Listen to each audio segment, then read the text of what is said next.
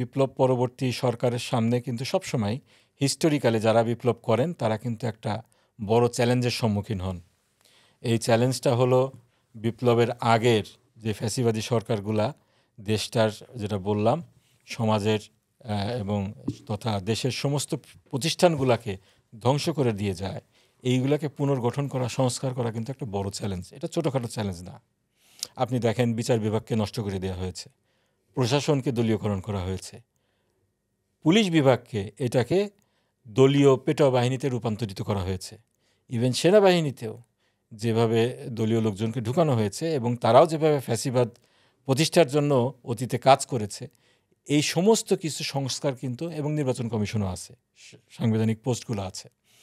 তো এইগুলা সমস্ত কিছু এইগুলা সংস্কার করা কিন্তু একটা ছোটোখাটো বিষয় না, একটা বিশাল কর্মযজ্ঞ। আমি মনে করি যে এটা তত্ত্বাবধায়ক সরকারের পক্ষে একার পক্ষে সম্ভব না। সমস্ত যারা স্টেক হোল্ডার্স আছেন, পলিটিক্যাল পার্টিগুলো আছে, তত্ত্বাবধায়ক সরকার, সুশীল সমাজ, সিভিল সোসাইটি, সবাইকে মিলেই এটা করতে হবে। তো এটা বিভিন্ন ধাপে ধাপে করতে হবে। আমি বলছি না যে তত্ত্বাবধায়ক সরকারকেই সব কিছু করে তারপর ইলেকশন দিতে হবে।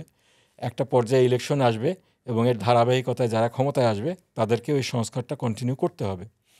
তো এই জন্য একটা সহযোগিতার পরিবেশ আছে আলহামদুলিল্লাহ, যে আমরা দেখছি যে এই সরকার প্রতিনিয়ত রাজনৈতিক দলগুলোর সাথে আলাপ আলোচনা করছে এবং তাদের সংলাপের ভিত্তিতেই দেশটাকে চালানোর চেষ্টা করছে।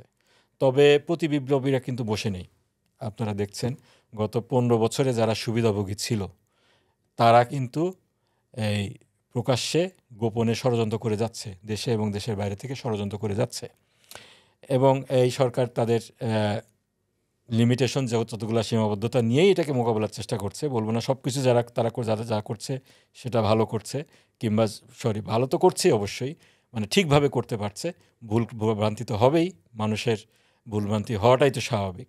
তবে কিছু কিছু বিষয় মনে হয় এইগুলা অ্যাড্রেস করা দরকার, যে আমরা সরকারের ধারাবাহিকতার নামে এই যে সংবিধানটাকে রেখে দেওয়া হলো, যেই সংবিধানটাকে বিভিন্ন আদালতের কাঁধে বন্দুক রেখে আসলে এই এমনভাবে অকার্যকর করে ফেলা হয়েছে, এর মাধ্যমে কতটুকু বিপ্লবের সুফল মানুষের কাছে পৌঁছে দেওয়া যাবে, এইটা কিন্তু আসলে